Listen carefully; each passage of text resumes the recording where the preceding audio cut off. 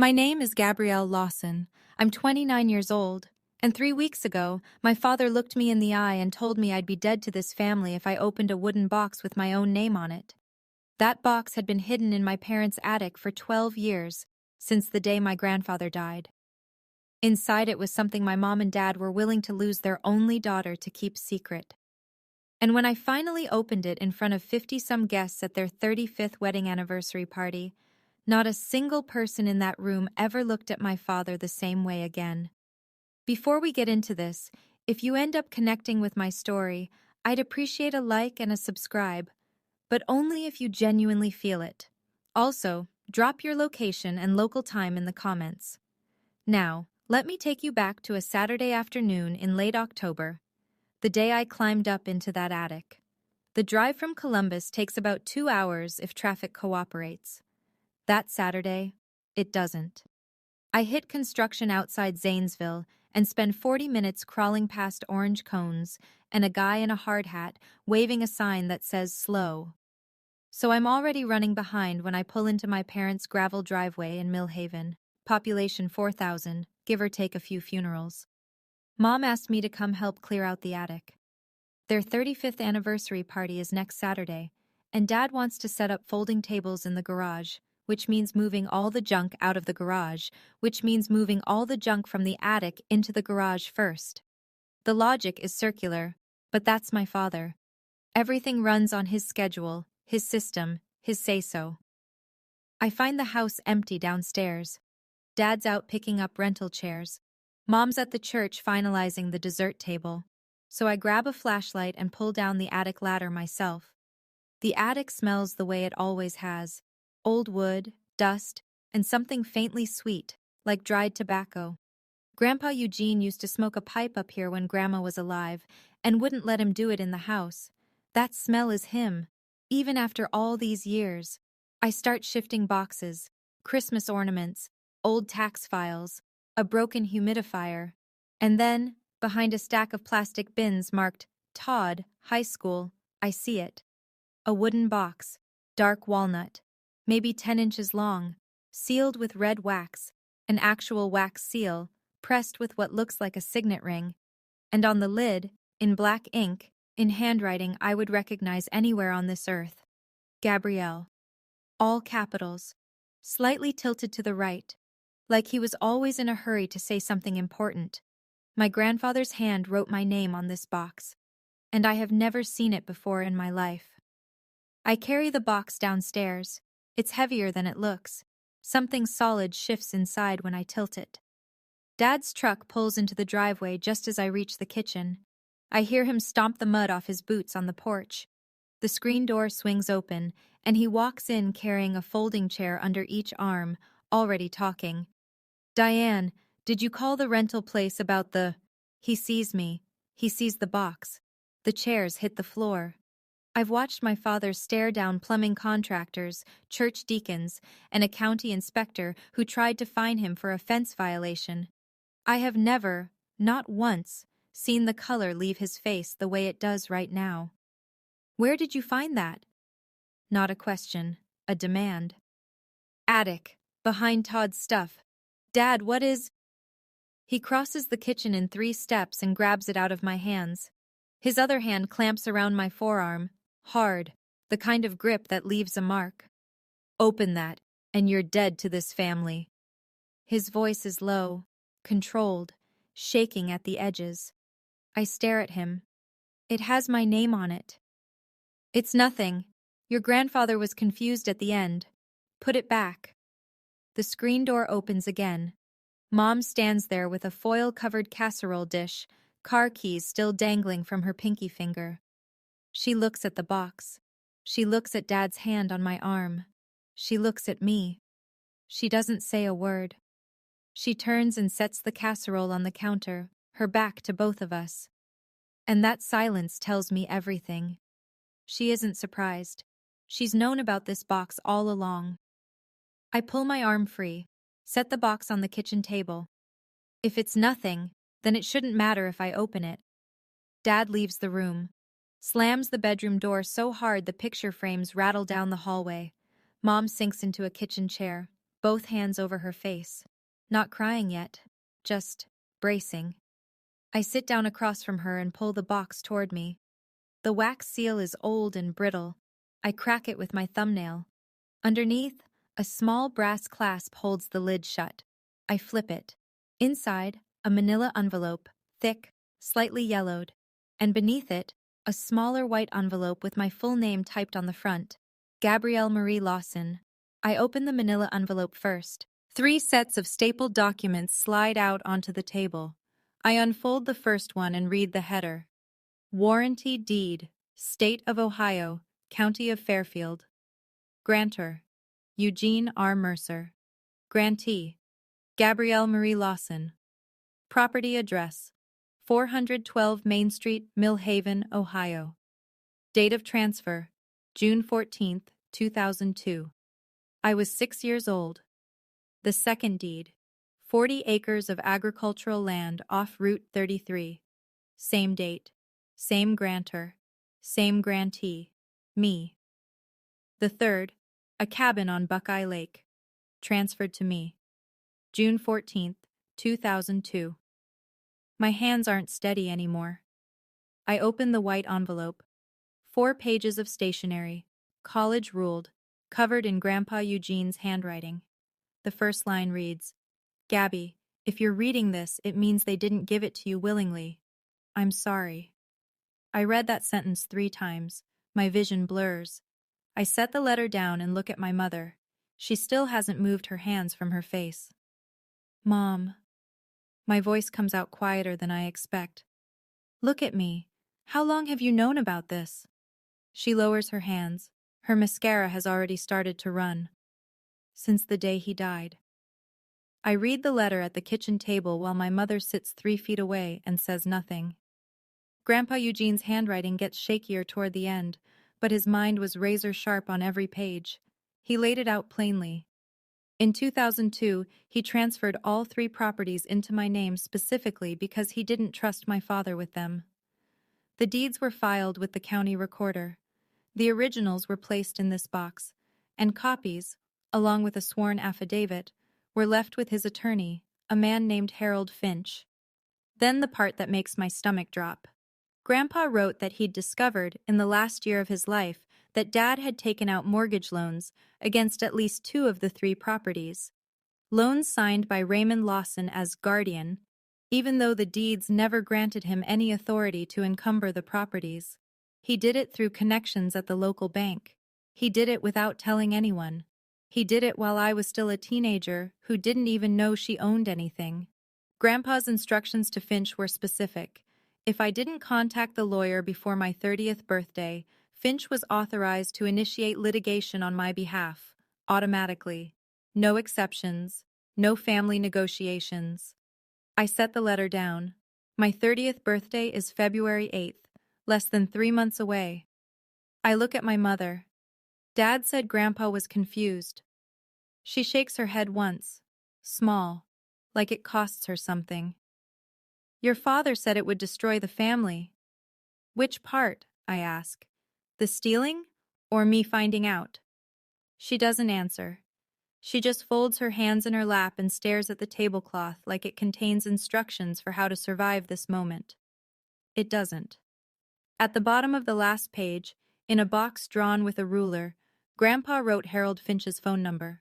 I copy it into my phone. Here's what you need to know about my grandfather. Eugene Mercer was a retired surveyor who smelled like pipe tobacco and WD-40 and always had dirt under his fingernails. He taught me how to bait a hook when I was 4, how to replace a fence post when I was 7, how to check a property line when I was 10, though I didn't understand why that mattered until about 3 hours ago. Every summer, he'd pick me up in his blue Ford F-150 and we'd drive out to Buckeye Lake, to the cabin. He'd fish, I'd swim. He'd make grilled cheese on a camp stove and tell me stories about my grandmother, who died before I was born. When I was 15, he started saying things I didn't fully understand. Gabby, one day you'll have something of your own. Don't let anyone tell you otherwise. I thought he was being philosophical, the way old men get. He wasn't. He was warning me. Grandpa Eugene died of a stroke in March of 2014. I was 17, a junior in high school, and my father told me I couldn't go to the funeral because I had midterms that week. I begged. Dad said no. Mom said nothing. I took my exams and visited the grave 2 weeks later, alone, standing in the rain with a gas station bouquet. I didn't meet the other mourners. I didn't meet the people who knew him. I didn't meet Harold Finch. And sitting at this kitchen table now, 12 years later, holding Grandpa's letter in hands that won't stop shaking, I understand why. Dad didn't keep me from the funeral because of midterms. He kept me from the funeral because the lawyer would have been there, and the lawyer knew everything. The bedroom door opens. Dad walks back into the kitchen like he's entering a courtroom, shoulders squared, jaw set. He sees the deeds spread across the table, the letter, the open box. He doesn't flinch. He was expecting this. You don't understand what you're looking at. He pulls out a chair and sits down, folds his hands, calm now, rehearsed. Those properties were underwater. Taxes, maintenance, liability. I saved them from foreclosure. You should be thanking me. By taking out loans in my name without my knowledge? In your name? You were 6. What were you going to do? Manage a rental property from first grade? I was 23, 25, 29. I could have managed them at any point in the last decade. He leans forward. I fed you. I clothed you. I paid for your braces, your car insurance, your first apartment deposit. And this is how you repay me? Over some paper? Mom is still at the table. She hasn't moved. Todd's truck rumbles into the driveway outside. He's early for party setup. The front door opens and he walks in carrying a case of beer, sees the 3 of us frozen around the kitchen table, and stops. What's going on? Dad. Nothing. Your sister found some old paperwork. But Todd looks at the deeds, looks at the box, looks at Dad's face, and his expression doesn't change the way an innocent person's would. There's no confusion, no curiosity. There's recognition. He knew. My brother already knew about this box. I watch him set the beer on the counter, carefully, like the sound might detonate something. He doesn't look at me. Gab, don't blow this up. It's their anniversary next week. I stand. You knew? How long? Todd exhales through his nose, runs a hand over his jaw. He's 33 years old and still can't look me in the eye when he's caught. 3 years, he says. I overheard Mom and Dad arguing about it. And you said nothing. I figured Dad had it handled. It's not like you were using those properties. The air leaves my lungs. I look at my brother, the one who got the house, the car, the startup money for the bar that lasted 8 months, the one who always had something while I had a studio apartment in Columbus and a used Honda with 160,000 miles. The deposit on your house, Todd. I keep my voice level. $45,000.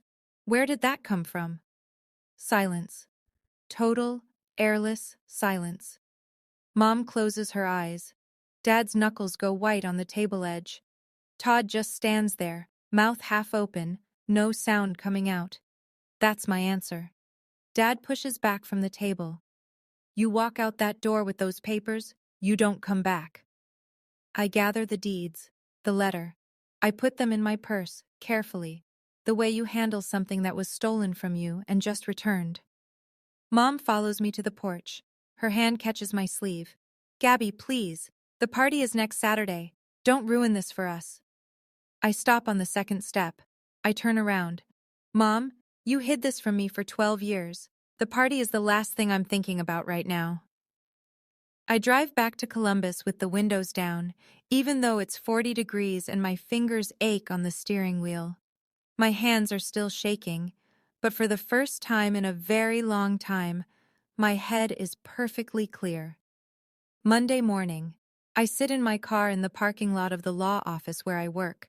I'm an administrative assistant, not a lawyer, but I've spent enough time around legal documents to know what a valid deed looks like. I dial the number from Grandpa's letter. 2 rings. Finch and Associates. This is Harold. The voice is old, precise, like a clock that still keeps perfect time. Mr. Finch, my name is Gabrielle Lawson. Eugene Mercer was my... Gabrielle. He says it the way you say a word you've been rehearsing for over a decade. I've been waiting for this call for 12 years. He asks me to come to his office in Lancaster. I take a half day and drive 40 minutes south. Harold Finch is 74. Silver hair, reading glasses on a chain, an office that smells like old books and printer toner. He shakes my hand with both of his and holds on a beat too long, like he's confirming I'm real. He tells me everything. He sent me 2 letters, one when I turned 21, one at 25. Both came back, returned to sender. He contacted the Millhaven post office and discovered that my forwarding address had been changed by my father. I considered driving to your apartment, Finch says, but Eugene's instructions were clear. You had to come to me. He wanted it to be your choice. He opens a filing cabinet and pulls out a folder 3 inches thick. Copies of every deed. The affidavit Eugene swore before a notary. A timeline of every mortgage Raymond filed. Your grandfather was not confused, Gabrielle. He was the most deliberate client I ever had. Finch looks at me over his glasses. Do you want me to file now, or do you want to give them a chance to make this right? I tell him I need a week to think. By Wednesday, the phone calls start. Dad has been busy. He's called every aunt, uncle, and cousin within a 2-state radius. And the version of events he's selling doesn't include mortgage fraud or sealed boxes. Aunt Carol calls first. Gabby, honey, your father says you found some old documents and you're threatening to sue over property after everything he's done for you? Uncle Jerry texts, family is family, don't be the one to break it. My cousin Marcus, who I haven't spoken to since Thanksgiving 2022, sends a message. Heard you're going after your parents for money. Classy. Todd posts in the family group chat. 31 people, including second cousins I've never met. Some people will sell their family for a property deed. I screenshot everything. I don't respond to any of it. Dad's narrative is clean and simple. Ungrateful daughter finds old paperwork, hires a lawyer, tries to extort her aging parents right before their anniversary. He leaves out the 12 years, the forged signatures, the mortgage loans, the sealed box. By Thursday, I've gotten 9 calls, 2 voicemails, 14 texts, all some version of, how could you do this to Ray and Diane? Then, on Friday night, my phone rings, and I almost don't answer. But the area code is different, not Millhaven. It's Aunt Maggie, Mom's younger sister. The one who moved to Pittsburgh and only comes to family events every other year. She doesn't start with an accusation. She doesn't start with advice. She starts with 6 words no one else has said. Gabby, tell me your side. I sit on my apartment floor with my back against the wall, and for the first time all week, I talk. Maggie drives 4 hours from Pittsburgh the next morning. We meet at a coffee shop on High Street in Columbus, the kind with mismatched chairs and a chalkboard menu. She orders black coffee and doesn't touch it. I lay everything out. The box, the deeds, Grandpa's letter, Finch, the forwarded mail, all of it. She listens without interrupting. When I finish, she sits back and pinches the bridge of her nose. Before your grandfather died, she says, he called me. It was February, a month before the stroke. He said, Maggie, if anything happens to me, make sure Gabby gets what's hers. Raymond is drowning and he'll take her down with him. Why didn't you? I thought he meant keepsakes, his pocket watch, maybe the fishing rod. She shakes her head. I didn't know about the properties. I didn't know about any of it. After the funeral, your father told the whole family Eugene left nothing but debt. I believed him. She wraps her hands around her untouched coffee. I should have dug deeper. I'm sorry, Gabby. You're the only one who even asked for my side. That's more than enough. We sit in silence for a minute. Outside, a bus hisses past the window. Then Maggie says something I'm not expecting. The anniversary party. Are you going? Dad told me not to come back. That's not what I asked. I look at her. She looks back. There's something in her expression, Not anger, not pity. Something steadier than both. If you need someone standing next to you, she says, I'll be there. I nod. She nods. We don't hug. That's not Maggie's style.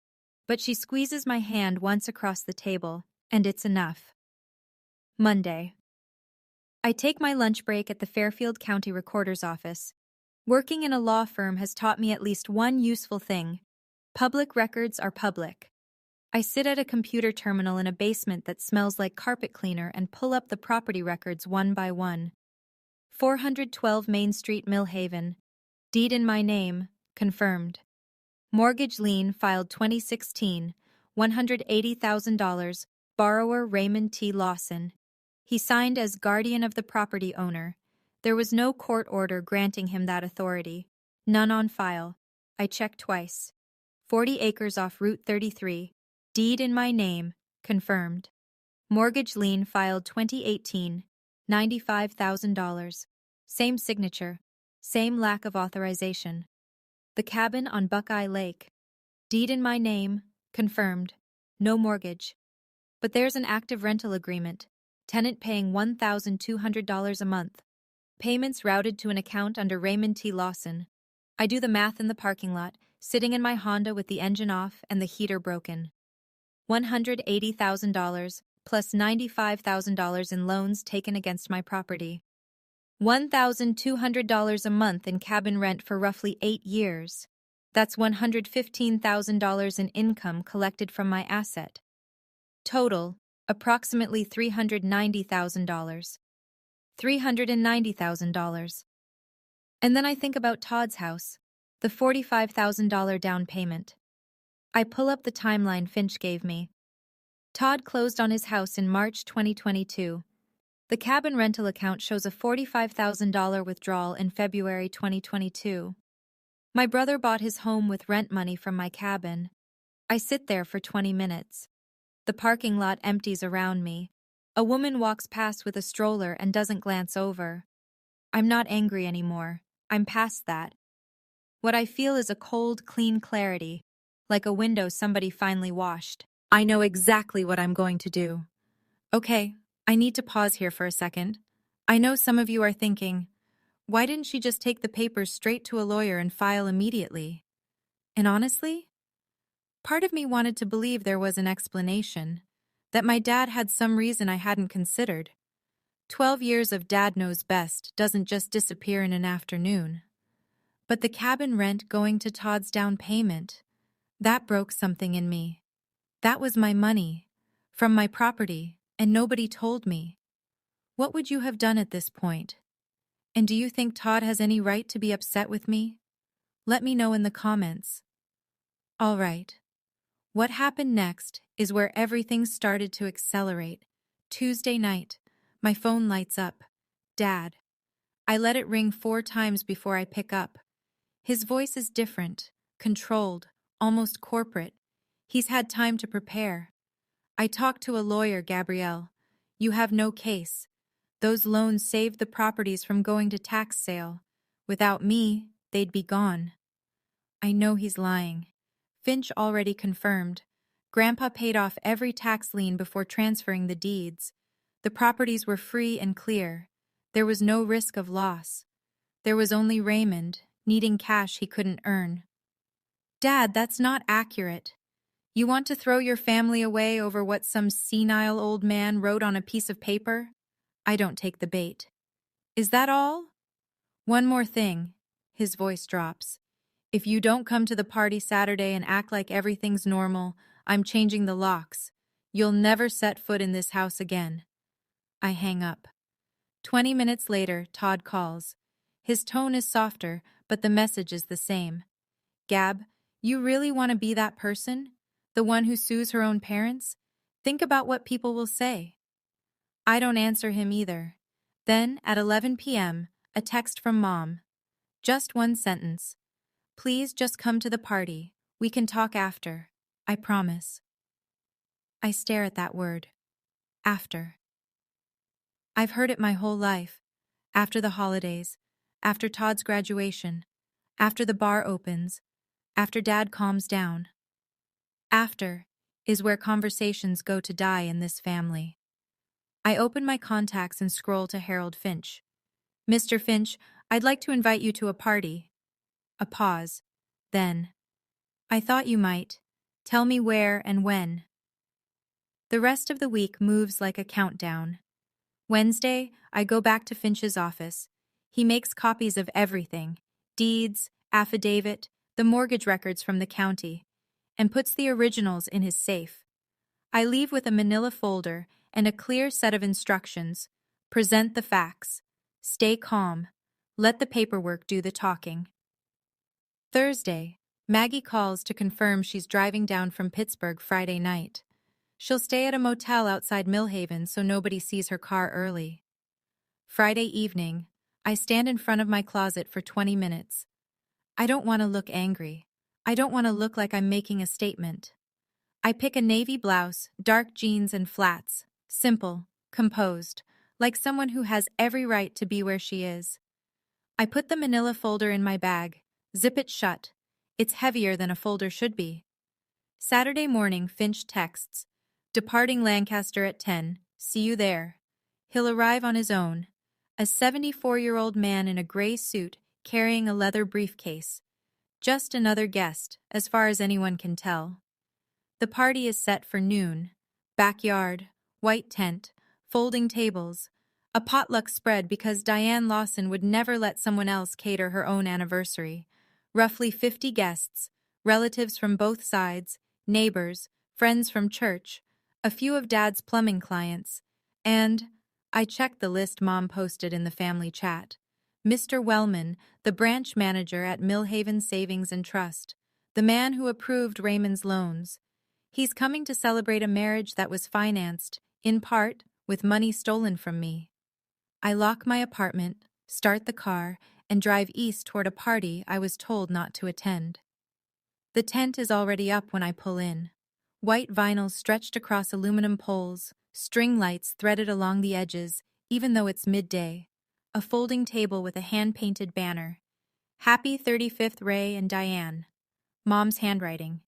Dad meets me at the driveway gate. He's wearing a sport coat I've never seen, probably bought for the occasion. He wraps his arm around my shoulder and squeezes. To any onlooker, it's a father greeting his daughter. His fingers dig into my collarbone. "Not a word," he murmurs into my hair. "Not tonight." I smile, nod, walk past him into the yard. The scene is exactly what you'd expect from a small-town anniversary. Casserole dishes covered in foil, a cooler of domestic beer, paper plates with floral trim, Kenny Chesney playing from a Bluetooth speaker on the porch railing. Neighbors shake my hand. Aunt Carol tells me I look thin. Uncle Jerry asks if I'm still in Columbus. Mom moves through this crowd in a lavender dress, hugging everyone, laughing a little too loud. But her eyes are swollen under her makeup. She's been crying this morning, maybe all week. Todd stands by the drink table with his wife, Kristen. He nods at me across the yard but doesn't come over. Kristen waves, friendly, oblivious. She has no idea. Then I see Harold Finch. He's near the back of the tent, sitting in a folding chair with a paper plate of potato salad he isn't eating. Gray suit, leather briefcase between his feet. He looks like someone's retired accountant. Nobody pays him any attention. He catches my eye and gives me a single nod. "Ready when you are." Maggie arrives 5 minutes later, hugs me tight, whispers, "I'm right here." I check the time. Dad's speech is scheduled for 1 o'clock. At 1:10, Dad taps his glass with a butter knife. The chatter dies down in waves. First the people near the head table, then the clusters by the tent poles, then the kids chasing each other near the fence. 50-some faces turn toward Raymond Lawson. He stands with his shoulders back, champagne glass in one hand, a folded piece of paper in the other. The afternoon sun hits the side of his face and he looks for a moment like the man everyone here believes he is. Solid, reliable, the guy who fixes your pipes and coaches Little League and never misses a Sunday. 35 years, he begins. Diane and I started with nothing, a 2-bedroom rental and a maxed-out credit card. Light laughter. Every decision I've made for my family. Every sacrifice, every late night. I'm not a perfect man. I know that. But I have always put this family first. Applause. Real, warm applause from people who've known him for decades. He turns to Mom. Diane, you're the reason any of this worked. She dabs her eyes with a napkin. More applause. Then he finds me in the crowd, locks eyes, and delivers the line I know is meant as a warning. And Gabby? I know we don't always see eye to eye, but you're my daughter, and I love you. The crowd makes a soft collective sound, a few ahs. Aunt Carol puts her hand over her heart. I hear the word sacrifice and think of $390,000. I hear, put this family first, and think of a box sealed in wax, hidden behind my brother's high school yearbooks for 12 years. The applause fades. Dad sits down, picks up his fork. I stand up. Can I say a few words too, Dad? Every head in the tent turns toward me. Dad's fork hovers over his plate. His eyes narrow, just a fraction, just enough for me to see the calculation happening behind them. He can't refuse. Not in front of 50 people who just watched him say he loves me. Of course, sweetheart. He gestures with his champagne glass, magnanimous. Go ahead. I stand where everyone can see me. Maggie is 3 chairs to my left. Finch is near the back, briefcase still between his feet. I don't look at either of them. I look at the crowd. I want to talk about Grandpa Eugene tonight. A few smiles, nods. Old Hank Patterson, Grandpa's chess partner, 78 years old, suspenders and a bolo tie, leans forward in his chair like I've said the magic word. Because this family wouldn't exist without him, I continue. He helped Mom and Dad put the down payment on this house. He paid for Todd's driving lessons. He took me fishing every summer until I was 15. He was a planner. He thought about the future more than anyone I've ever known. Safe territory so far. Dad's shoulders loosen a degree. He thinks I'm giving a tribute. And before he died, Grandpa planned something for me. The shoulders tighten again. He left me a sealed box, with my name on it, in his handwriting. The yard goes quiet. Not church quiet. Courtroom quiet. Dad stands. Gabby, this isn't the time. I look at him. 50 people look at him. And I say the truest thing I've said in 29 years. Dad, you had 12 years. I think tonight is exactly the time. He doesn't sit back down, but he doesn't move toward me either. He's frozen, and everyone is watching. Sit down. Dad's voice drops to the register he uses when he thinks volume isn't necessary, when he believes authority alone will do the work. Now. But this isn't his kitchen. This is a tent full of people who are already leaning forward in their folding chairs. Aunt Carol. Ray, let her talk. Mom, from the head table, small and strained. Ray, let her finish. He rounds on her. Stay out of this, Diane. A ripple moves through the crowd. Uncle Jerry sets down his beer. Kristen, Todd's wife, pulls out her phone instinctively, then puts it back. Todd pushes his chair out. Come on, Gab. Let's talk about this outside. He reaches for my arm. I step back. The same arm Dad grabbed in the kitchen 2 weeks ago. No. I'm going to say this here. I reach into my bag and pull out the manila folder. I don't open it yet. I hold it against my chest. When Grandpa Eugene died in 2014, he left a sealed box with my name on it. Mom and Dad put it in the attic. They never told me it existed. I found it 3 weeks ago. Whispers now. Aunt Carol's mouth is open. Uncle Jerry looks at Dad. Mr. Wellman, the banker, who was mid-bite on a piece of cornbread, sets it down very slowly. Inside that box were 3 property deeds, in my name, transferred to me when I was 6 years old. Old Hank Patterson pushes himself to standing, one hand on his chair back. His voice carries clear across the tent. Eugene told me about that box. The entire yard turns to look at him. He told me in 2013, said it was for Gabby, said nobody else was supposed to touch it. Dad stares at Hank, then at me, then at the folder in my hands. The yard is so quiet, I can hear the string lights buzzing above us. Kenny Chesney has moved on to a ballad about small towns and Friday nights, and it sounds obscene right now. All that cheerful twang against this silence. Dad tries one more time. He turns to the crowd, palms out, the posture of a reasonable man. Listen, Eugene was sick at the end. He wasn't thinking straight. He made promises he couldn't keep, and I had to clean up the mess. Hank doesn't sit down. Eugene Mercer was sharper at 70 than most men at 40. I played chess with him every Tuesday for 11 years. He never made a move without thinking 3 ahead. A murmur rolls through the tent. People are looking at Dad now with something new. Not hostility yet, but doubt. Questions forming behind their eyes. Then Harold Finch stands up. He's unhurried about it, picks up his briefcase, buttons his jacket, walks to the front of the tent with the steady gait of a man who has done this in rooms far more adversarial than a backyard in Millhaven, Ohio. Mr. Lawson, Finch says. His voice is quiet but cuts through the murmuring like a tuning fork. I think it's time we clarify a few things. Dad turns, sees the briefcase, the suit, the reading glasses on a chain, and recognition lands on his face like a slap. Who invited you? Finch sets his briefcase on the nearest table, next to a platter of deviled eggs. Eugene did, 12 years ago. The speaker on the porch finishes its song. For 3 full seconds, there's no sound at all, just 50 people holding their breath and the faint lap of wind against the tent vinyl. Finch opens the briefcase. Finch lays 3 documents on the table side by side. He moves the deviled eggs without comment.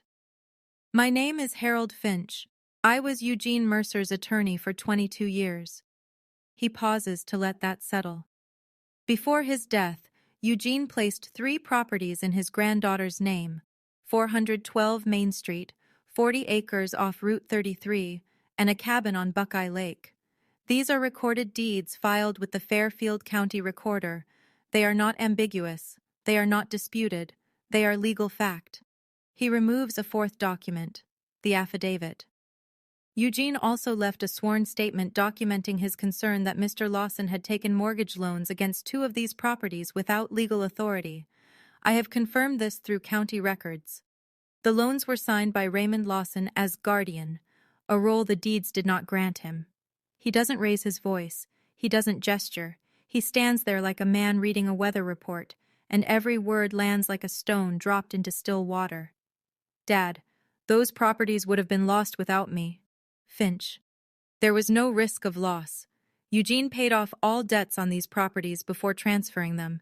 They were free and clear. Someone to my right, I think it's a neighbor, Mrs. Pace, whispers, "Oh my God." Uncle Jerry, arms crossed now. "Ray, is this true?" Dad opens his mouth, closes it, opens it again. No sound comes out. Mom is crying openly at the head table. Not the performative tears I've seen her use to end arguments. Real crying, the kind that bends you forward and won't stop. Mr. Wellman, the banker, pushes back from his table, stands, quietly excuses himself, and walks toward the driveway without making eye contact with anyone. Nobody stops him. Everybody notices. Dad shifts tactics the way a man shifts weight on a sinking boat, fast, desperate, instinctive. I did it for this family. His voice cracks for the first time. Not with authority, with something raw. You think I wanted to borrow against those properties? I had no choice. Do you know what it costs to keep a roof over your heads? Do you know how many nights I sat up worrying about bills? A few of the older relatives look uncomfortable. Aunt Carol stares at her hands. This is the version of Raymond they might have believed, if it had been offered 3 weeks ago, in private with an apology, but not here, not after sealed boxes and hidden deeds and 12 years of silence. Todd. Dad, stop. Raymond doesn't stop. He points at me. And you. You sit in your little apartment in Columbus and you think you know something? I built this. Everything you see, this house, this yard, this family, me. Uncle Jerry. Ray, nobody's arguing about that. But you took the girl's property. The sentence hangs in the air. Took the girl's property. Simple. Factual. Devastating. Dad turns to Mom. Last card. Tell them, Diane. Tell them it was your idea too. The tent goes silent again. Every eye on my mother. And Diane Lawson, who has spent 35 years agreeing, accommodating, smoothing over, keeping the peace at every cost, looks at her husband across a table littered with anniversary decorations and says, "No, it was yours, Ray. It was always yours." Her voice is barely above a whisper, but it reaches every corner of the tent. "I told you she'd find out."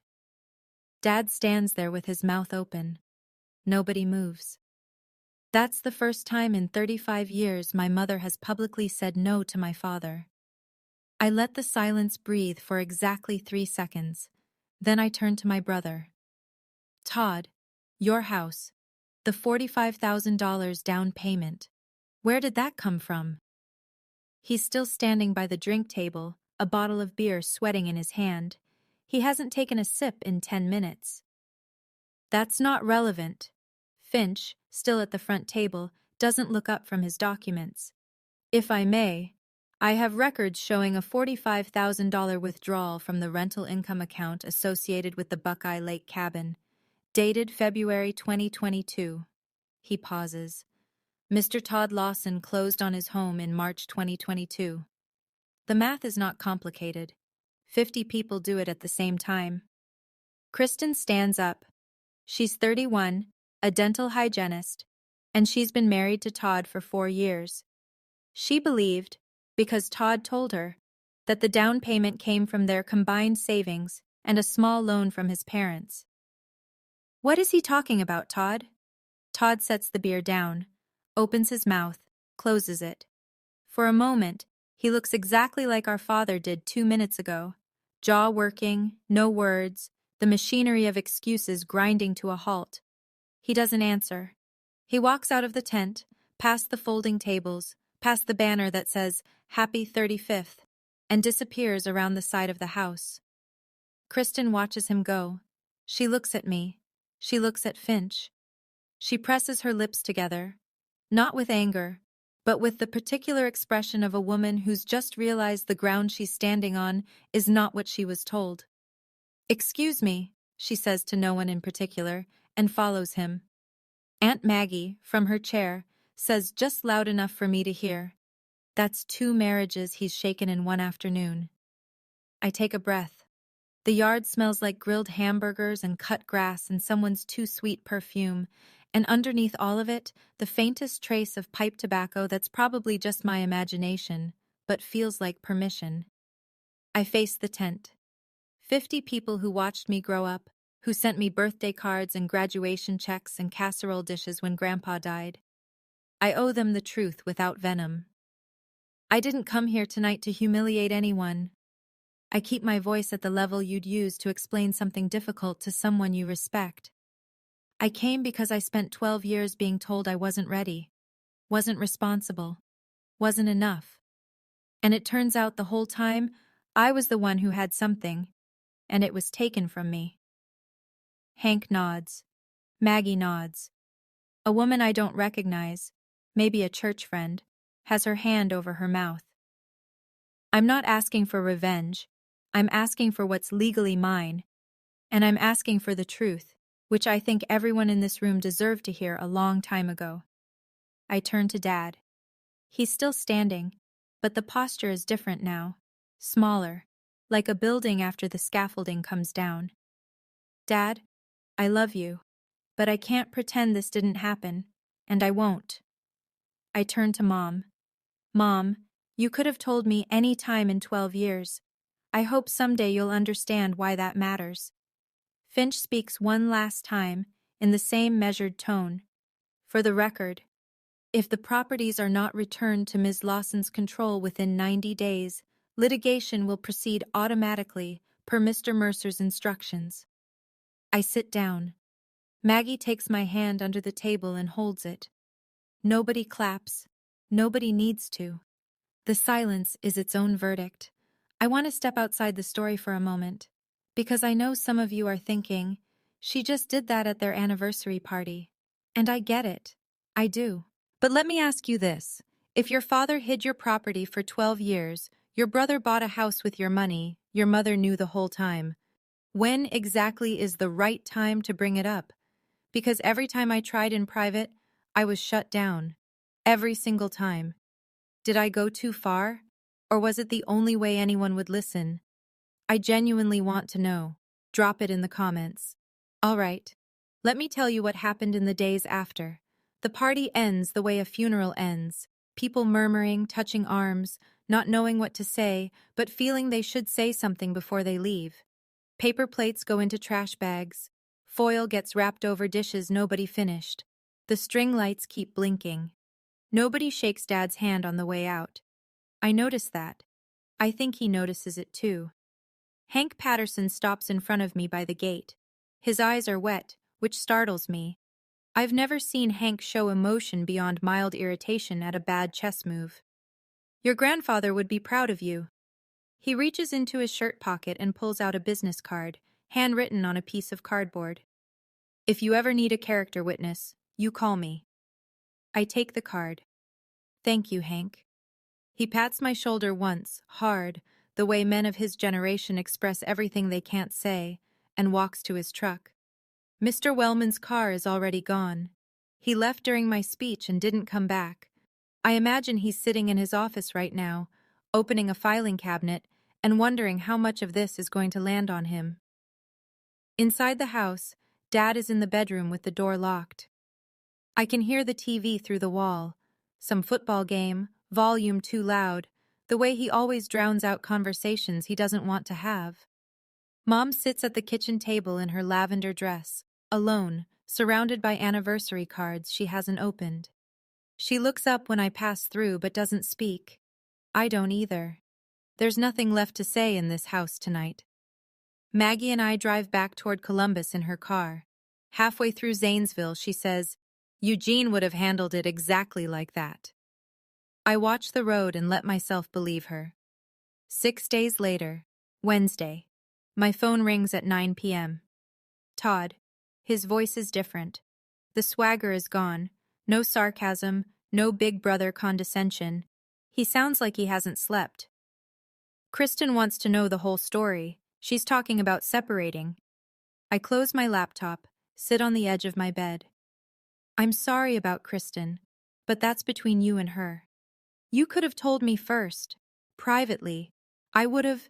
You had 3 years, Todd. 3 years to tell me yourself. Silence.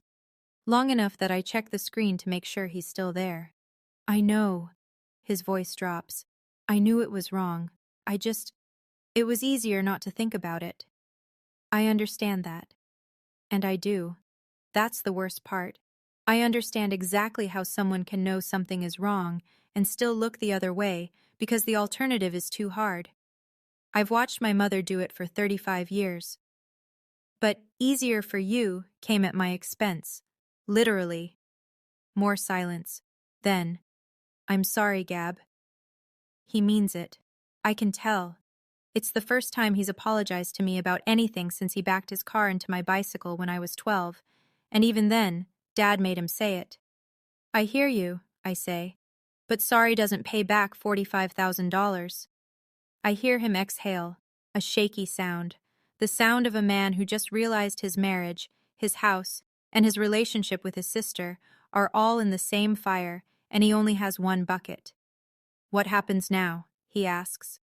Now you talk to Kristen, and you figure out a plan. I hang up, set the phone on the nightstand, stare at the ceiling. I don't feel victorious. I just feel tired and clear. Saturday morning. A knock at my apartment door. No text beforehand, no call. I look through the peephole and see my father. He's wearing a flannel shirt with a stain on the pocket.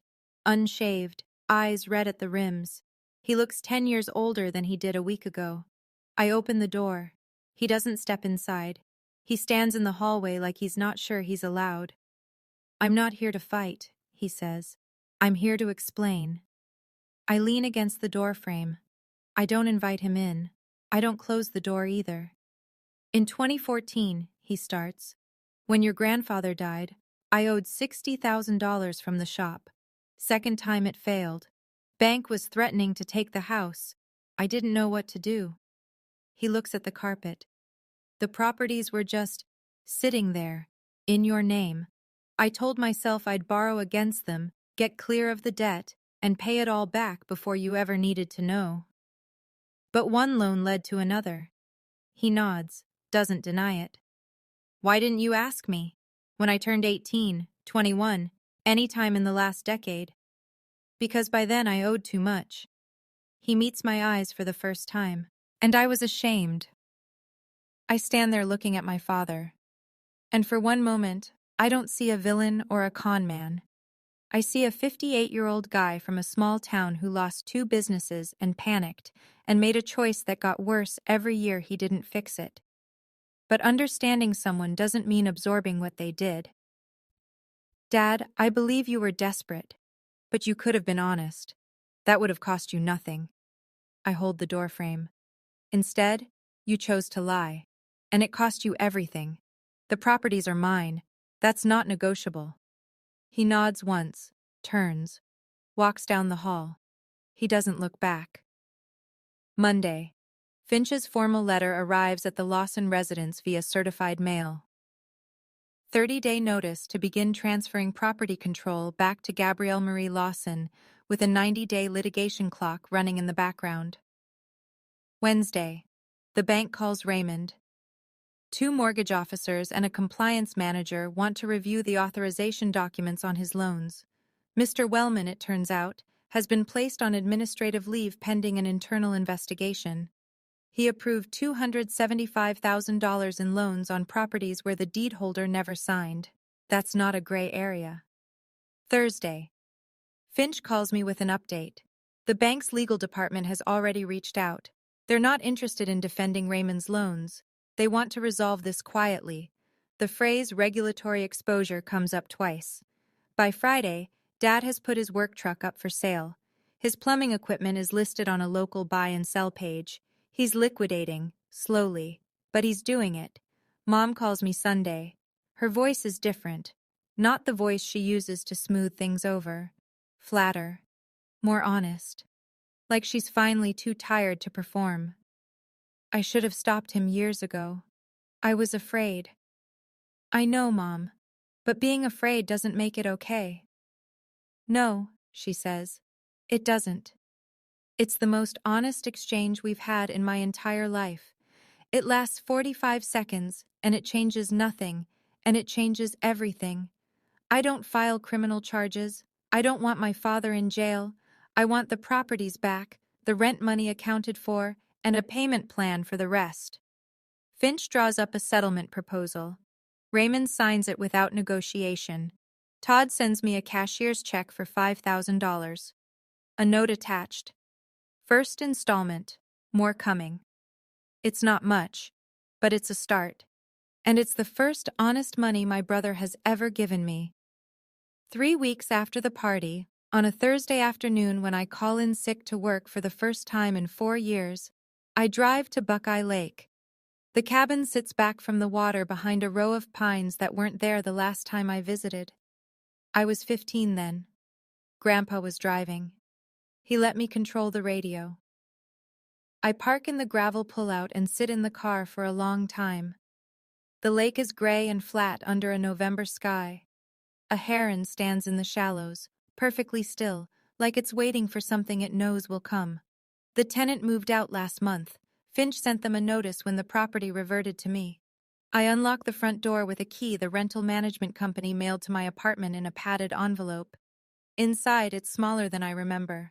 Pine walls, a kitchen the size of a closet, a wood stove in the corner with a cast-iron kettle on top. The tenant left it clean, mostly. A few scuff marks on the floor, a towel hanging on the bathroom hook. But on the small table by the window, there's a logbook. Guest log.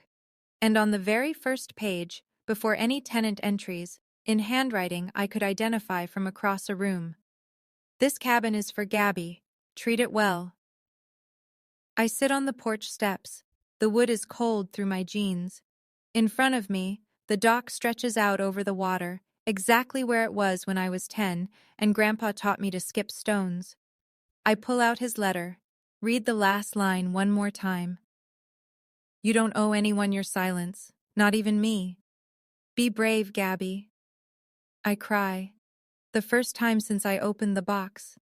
I sit on those steps and let it come. All of it. The anger, the grief, the relief. And I don't stop it. 3 months later. February. My 30th birthday. The Finch deadline passes without incident. The properties are mine in full. No lawsuit necessary. Just paperwork, patience, and a 74-year-old lawyer who kept a 12-year promise. 412 Main Street. I keep it. The tenant, a young couple who've been renting for 3 years, stays. Rent goes to an account in my name now. First deposit, $1,400. I stare at the number on my banking app like it's written in a language I'm just learning to read. The 40 acres off Route 33, the fraudulent mortgage is being unwound. The bank worked with Finch to void the lien. Raymond owes the difference. He's paying it in monthly installments, which means he'll be paying it for a very long time. The cabin. I drive out on weekends. I replaced the porch steps, bought a new kettle for the wood stove, hung a photo on the wall that Maggie found in a box at her place. Grandpa and me, age 6, standing in the bed of his blue F-15, both of us squinting into the sun. My relationship with Mom is cautious. We talk on the phone every other Sunday. Short calls, no pretending. She started seeing a counselor, her first time at 56. She told me that last week, and I said I was proud of her, and I meant it. Dad and I don't talk. I told him through Finch, when he's ready to have an honest conversation, I'll be here. The door is open, but I'm not going to knock on his anymore. Todd sent 3 more checks. He and Kristen are in couples counseling. She hasn't left him. Yet. But she moved into the guest room, and he knows why. I enrolled in a paralegal certification program. Classes start in March. First time in my life, I have a 5-year plan that's actually mine. On the night of my birthday, I sit at the cabin table with a pen and a sheet of lined paper, the same college-ruled stationery Grandpa used for his letter. I found a pack of it at a Staples in Columbus and bought it without thinking. I write, "Dear Grandpa, I found it. I opened it, and I didn't let them stop me. You were right about the properties. You were right about Dad. You were right that I'd have to fight for it. And you were right that I'd need help. Mr. Finch is everything you said he'd be, and I think he misses you almost as much as I do. But you were wrong about one thing. In your letter, you said you were sorry. You said you were sorry you couldn't be there to hand me the box yourself. You said you were sorry it had to be this way. You have nothing to be sorry for. You're the reason I'm sitting here. You gave me 3 properties. That's what everyone talks about. The money, the deeds, the legal drama. But that's not the real thing you left me. The real thing was the last line of your letter. You don't owe anyone your silence. I carried that sentence with me into a tent full of 50 people, and it gave me the only permission I'd ever needed. Permission to tell the truth out loud. I love you. I miss you. And I wish you could see this cabin right now. The pines are taller than the roof. The heron is still here. Gabby. I fold the letter and place it inside the walnut box, which sits on the shelf above the wood stove next to a framed photo. Grandpa and me on the truck, 2002. The year he decided to give me a future my parents couldn't take away. I close the lid. The box stays. It's past 10 when I walk out to the dock. The lake is black and still, reflecting a sky full of stars you can't see from Columbus. The air is cold enough to see my breath. I sit at the edge, sneakers off, feet dangling above water I'm not brave enough to dip into in February. Behind me, the cabin windows glow with the warm orange of the wood stove. In front of me, nothing but open water and silence, and the kind of darkness that doesn't feel empty. It feels finished. People will tell you that keeping the peace is the same as keeping your family. It's not. Sometimes keeping the peace means keeping quiet, while someone takes what's yours and calls it love. I did that for 12 years. Not because I was weak, because I didn't know. And the people who were supposed to tell me decided their comfort mattered more than my future. My grandfather gave me 3 properties, but the real gift was permission. Permission to stop being quiet. Permission to believe that what I deserved wasn't something I had to earn by disappearing. I'm not dead to this family. I don't know what I am to them anymore, exactly. Daughter, plaintiff, the one who ruined the party. But I know what I am to myself. I'm the most alive I've ever been. That's my story. Or at least, that's where it stands right now. If you've ever had to choose between peace and honesty in your own family, I see you. And I hope this helped, even a little. If you want more stories like this, there's one in the description I think you'll really connect with. Hit subscribe if you haven't already. I've got more coming. And leave a comment. What would you have done differently? Would you have waited longer, or would you have opened that box sooner? I read every single one. Thank you for being here. It means more than you know.